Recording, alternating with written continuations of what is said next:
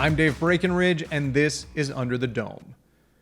We're partway through the fall sitting at the Alberta legislature, and it's another busy one as the UCP government is set to push through a host of new legislation while also tackling some energy project funding and checking off some items raised by the Fair Deal panel. Aside from that, the Premier could be facing a familiar foe from way back in the old UCP leadership race. All that and more today on Under the Dome. My guests today are Tyler Dawson. He's a reporter with the National Post covering mostly Alberta, and Lisa Johnson, a legislature reporter for the Edmonton Journal. Thanks very much for joining me today, both of you. It's been a busy fall sitting at the Alberta legislature. There's a lot to get to. We haven't sat down to do an Under the Dome in a couple weeks, so we're going to backtrack a bit before we get close to the present. Now, one of the biggest developments that we've seen recently in Alberta politics hasn't had anything to do with what the government is doing in terms of legislation or funding announcements or anything like that. And this is the return of Brian Jean potentially to Alberta politics. Brian Jean, as we all know, was the Wildrose leader. He kind of had that foisted upon him after Danielle Smith and a bunch of the Wildrose caucus defected to the Tories in late 2014.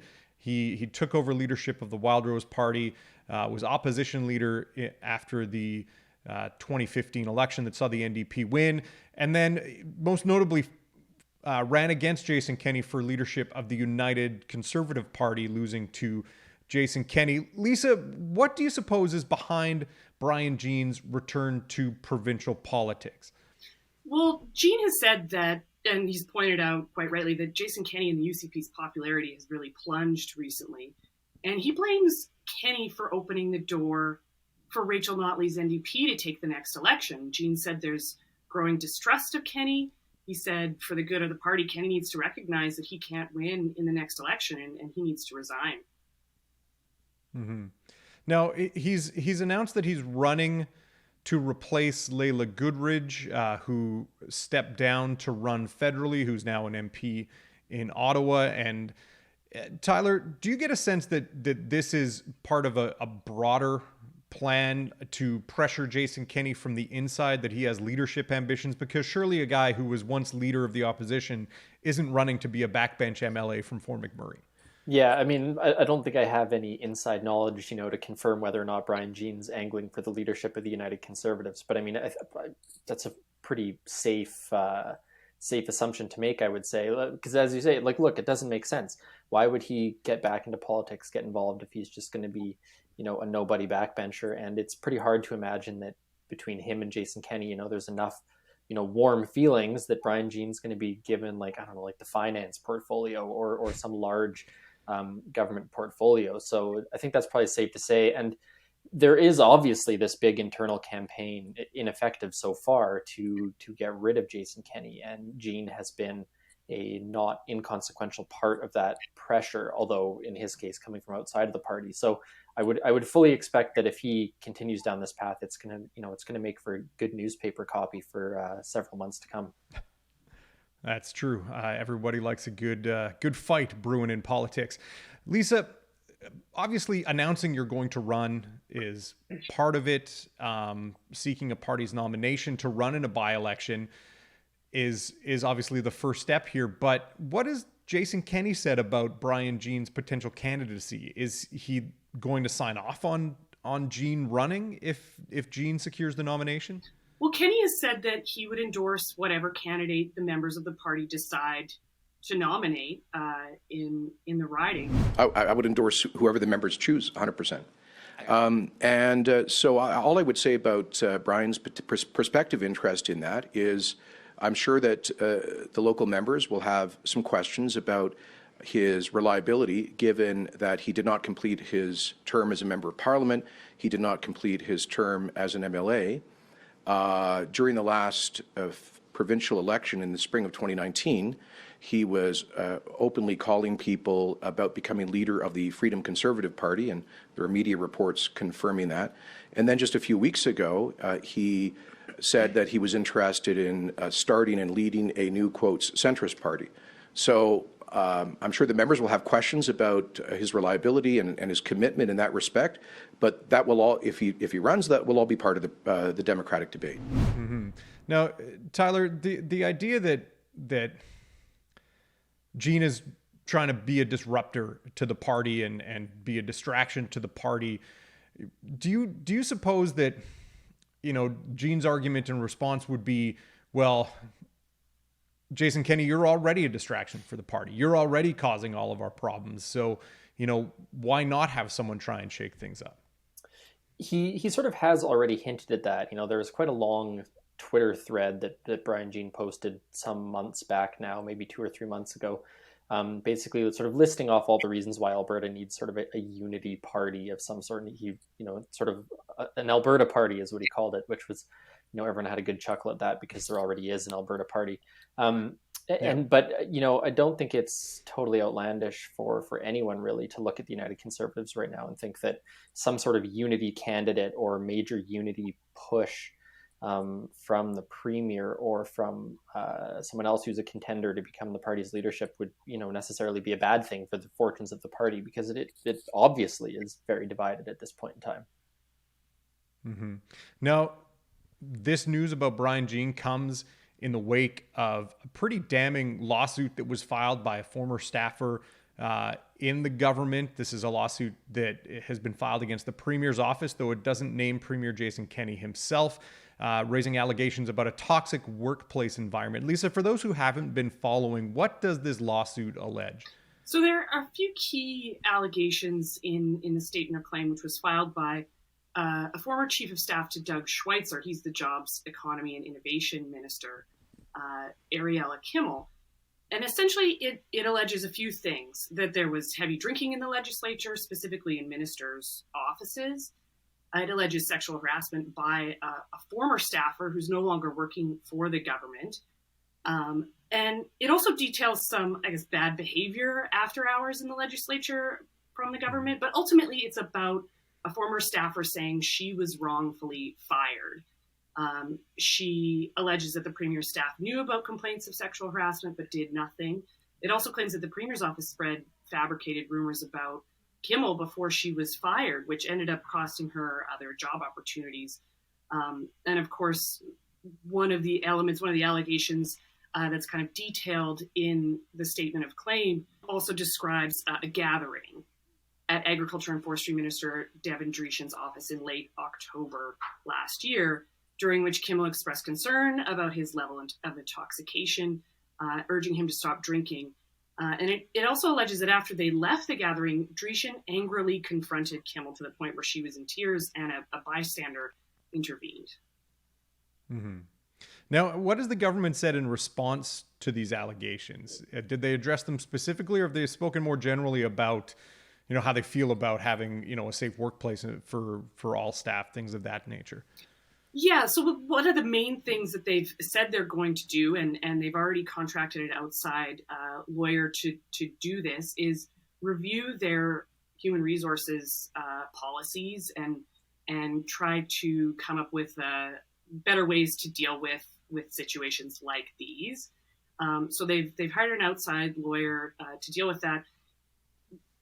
Generally speaking, though, the Premier's office, which is who is named in the lawsuit, it's not Kenney himself, has said that it's before the courts and they can't comment on the case before the courts. But we have yet to see a statement of claim or a statement of defense from the government, so that should be coming, expected in a week or so, I think. I don't object to members of the legislature socializing, having a social drink every now and then. Political life is a very social activity, but people should be mature and responsible in terms of consuming alcohol, especially in any kind of a workplace environment. Now, Tyler, the fallout from this has been pretty big in terms of political moves. The Agriculture Minister, Devin Dreeshen, has resigned, suggesting that he's acknowledging he has an issue relating to his conduct around alcohol. He's taking some time to focus on his health and well-being. Do you get the sense that the government feels that, okay, now that Dreeshen is out of the picture, this chapter is kind of done for the government and then we can move on to other matters? It's a good question. I have a hard time imagining that the New Democrats are going to sort of allow that to be the case, regardless of what the United Conservatives want. And of course, this is going to remain in the news cycle for some time. As Lisa just pointed out, a statement of defense has not been filed. And once that is filed, of course, all of this is going to come up again. And this has also been fuel a little bit to some of the elements within Kenney's own party who are particularly mad at him. Leela here, for example, calling on him to resign over these allegations. So, I don't really expect this to go away anytime soon. But certainly the government is hoping that by way of this HR review and shuffling out Devin Dreeshen, that this will go away for them, at least for a period of time. Yeah.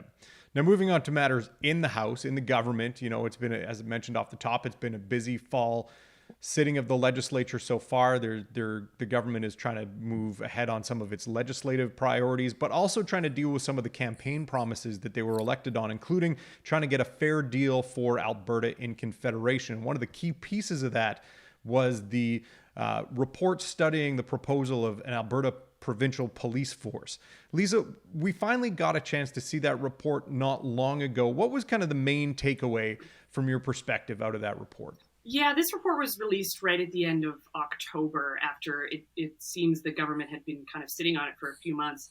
It essentially says that dumping the RCMP for a provincial police force in Alberta would cost the province about $200 million more per year than what the province and municipal governments currently spend. But it also says that the government has suggested that it would provide better services. I mean, that's not to mention the $366 million price tag, at least for a transition, which could take up to 6 years. Yeah. And what did the government say in relation to whether or not they're going to go forward with it in spite of the cost? Is it something that they're looking at, like concretely, like we're going to take some next steps on this, or are they kind of still chewing on this report? They're still chewing on it. They insisted that they're going to do a bunch of more consultations with municipalities and Indigenous communities. They haven't made any final decisions on it, but I would point to some of the talking points that the Premier and the Justice Minister had when the report was released. They look at this as a positive endorsement of Alberta getting its own provincial police force. They were speaking very positively about this. So it remains to be seen, though, whether they're going to take that next step. We're still talking about $200 million that the province would have to make up somehow. Can you tell me how the province would make up that money? Would taxes have to go up? Where would that money come from? No, the taxes would not go up. As I have always said, the province of Ontario, the province of Quebec, and Newfoundland and Labrador have got their own provincial police service. And I think the time has come for the province of Alberta to do the same for the best interest of our province. And at the end of the day, I am confident that the cost for establishing the provincial police service will be lower than the cost that we currently incur for RCMP. Now, Tyler, you've covered the issue of rural crime in Alberta quite extensively. One of the issues that the government raised in even floating the notion of a provincial police force is the ability to better respond to local concerns. What are you hearing from rural leaders about this report? Are they optimistic about the possibility of a provincial police force, or are they still kind of waiting to see what direction the government's going to go? Certainly for some of the rural areas of the province, one of the big sort of concerns is what the price tag is going to look like for this, and what portion of the overall expenses are going to be their responsibility. And the other thing of note is that the rural crime concerns generally are yes, they're about policing and about response times and about the number of officers, but they're also larger concerns about the justice system. There's this widespread view in some parts of rural Alberta that there's sort of a revolving door justice system, that people get arrested for crimes and then are back out on the streets, shortly thereafter and off to commit more crimes again. So the concerns, I would say, from rural Alberta are more extensive, more nebulous than just the question of a police force. Now, another big piece of the government's fair deal strategy is the notion of an equalization referendum. The premier made great hay of the fact that nearly 62% of Albertans who voted in the referendum voted yes, we want to scrap the equalization program. We want to see it removed from the Constitution. But it's caught a lot of criticism, both in Alberta and beyond, most notably this month with Bloc Québécois leader Yves-François Blanchet kind of taking a swing at the whole idea of reopening the debate around equalization in Canada. Lisa, what was it specifically that Blanchet was looking at? He was rather blunt. When he was asked about the referendum, he said, let's open up the Constitution, we can have a party. Blunt and glib, I guess. Quebec would be looking to reform the program to make equalization, as he calls it, green, essentially rewarding provinces with lower than average emissions and forcing those with higher than average emissions to pay more under that kind of a program. So that was his response. And how did Premier Jason Kenney take that kind of criticism from the leader of a separatist party? He punched back. He said it was a typical provocation from the Bloc. As Blanchet is known to be. Tyler, from your perspective, as someone who covers both Alberta issues and federal issues, is this kind of thing that plays into Kenney's hands at home, gives him another punching bag, another way to play to his base? Or does this kind of, poking holes in the whole equalization strategy actually go against the whole idea of the fair deal? Like he can't argue that he wants to have equalization opened up if it doesn't go the way he wants. He's opened a bit of a Pandora's box, if you will. Well, the issue for Jason Kenney right now with the equalization thing is that this was clearly a promise that had been made for reasons other than removing equalization. If you go back and you look at the promise as it appeared in the party's 2019 platform, and then if you look at the way that the discussion was framed during the Fair Deal panel's final report, they basically said that this equalization referendum was going to be some sort of tool, some sort of leverage that they could use against the federal government to secure some sort of other policy change. At the time, this discussion was largely about Bills C-69 and C-48 and pipeline construction. Now, of course, there hasn't been very much movement on those files, and the equalization question itself was about removing the principle of it from the Constitution and not some sort of leverage. So the Premier's kind of put himself in a strange position, I think it's fair to say, in the sense that, the question was one thing, the purpose arguably is another thing. And the issue of whether or not anything's going to happen is completely open, because the federal government can reform equalization at any point. To remove it is a more onerous process, but the formula or whatever can be changed, more or less at the drop of a hat. And so the question is whether or not Premier Kenney wants to achieve reform or removal. And if he wants to achieve reform, is this sort of a referendum, this sort of taking a shot at the federal government, is that likely to get Prime Minister Justin Trudeau at the table to discuss reforms? So all of which is to say, I think the benefit of it and the purpose of it are sort of at this point a little bit unclear. And, some of the people I've talked to in the UCP even sort of say that, that the question and the purpose and all that, this is a long-winded way of me saying that this is a really complicated situation. And the talking points on it are relatively straightforward, but the next steps and what's actually going to happen are far, far less clear. Now, looking strictly at the business of the House, as mentioned, the UCP government in every sitting of the legislature since they were elected seemed to try and push through as much legislation as they can, try and get as much done as they can, and this sitting seems to be no different. Lisa, what have kind of been the big issues or big pieces of legislation for you that you've been focusing on this sitting? Well, there have been a lot of announcements as well. House Leader Jason Nixon said the government plans to pass between 18 and 20 pieces of legislation before Christmas. The government has made quite a few announcements on sort of big picture economic plans. Last week it was the long-awaited hydrogen strategy. There was a revamped mineral strategy. This week it opened up another expanded round of the Jobs Now training program. But in terms of the actual bills that we've seen so far, we saw, the government introduce one that will get it out of the online cannabis sales business, handing it over to private sellers. Another bill will see the government sell off and privatize some of its affordable housing stock.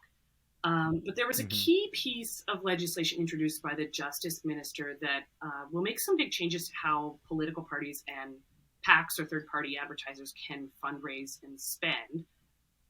It's got some complicated details to it, but big takeaway is that it raises the cap on what parties can spend during an election by about $1 million. And it also kind of closes one loophole, but seems to open up another. Kenney has long promised to bar groups connected with political parties from registering as third-party advertisers or PACs. He's called it the AFL loophole because Alberta Federation of Labour leaders sit on the board of the NDP. But also under the bill, there will be a $12,500 spending cap for party nominees. Those are the people who are running to be nominated as a candidate within a party. But there's nothing stopping a really eager supporter from donating, it seems, an unlimited amount of money to a candidate. Any unspent extra money beyond that cap can be then handed over to a party's constituency associations, which won't have to report their fundraising every quarter, just once a year if this bill passes. So the NDP, which continues to out-fundraise the governing party, has called this a dangerous unlimited donation loophole being opened up by the legislation. But ultimately, none of the bills introduced so far have had anything to do with COVID-19. Well, I was going to ask that. You know, I get the sense looking at this agenda, we have the hydrogen roadmap, we have other energy products, emission reduction projects, we have, you know, campaign fundraising bills, all of these things. Tyler, do you get the sense this is the government trying to change the channel from COVID-19 and focus on some meat and potatoes conservative issues? Or is this just business as usual for how the government has managed things in the House through their term? Yeah, I think it's a little bit of all of the above. You know, the United Conservatives have been remarkably ambitious in their legislative agenda throughout the pandemic compared to governments in some other provinces. I mean, you look at the amount that got done, for example, in Ontario, compared to Alberta during, you know, sort of the last sitting. And the United Conservatives have really been sort of full steam ahead the whole time. So in that sense, it's more of the same. But yeah, you know, they're going into a convention shortly. They're going into a annual general meeting next year that is going to see Jason Kenney's leadership reviewed. They're going into an election the year after that. So there is, I think, a little bit of a rush, or maybe they're feeling the pressure to get some of this meat and potatoes stuff done so that they can take that back to delegates and use that going into the next election. Because, a day is what's the word? What's the phrase I'm trying to look for? You know, a month is a year in politics, or a year is a day in politics. So it's one of the two. Anyways, it seems like there's a lot of time between now and the next election, but, you know, in terms of a political lifetime, there isn't really.